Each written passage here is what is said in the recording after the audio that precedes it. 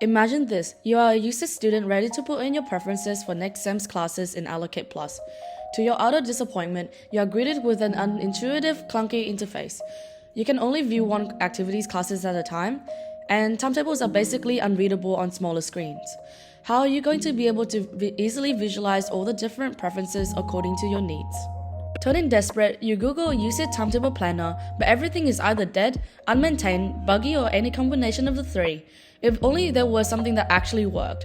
There was no way you were going to resort to manually inputting possible class times into Google Calendar.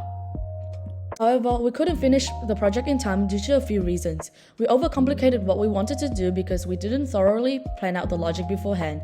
It was our first time working with frame of motion, so juggling between learning and implementing was quite difficult.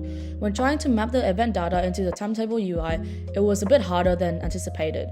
If we had more time, the project is definitely doable and can be used by many USYD students.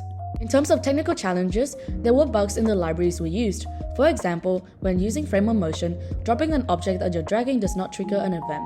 We had to come up with our own fix because the creator prioritizes features in reverse bumpity-bump order. The USYD API was particularly rough to work with. The keys were inconsistently named, some used camel case, some used snake case, and some values were represented weirdly. For example, duration is a string of number of minutes.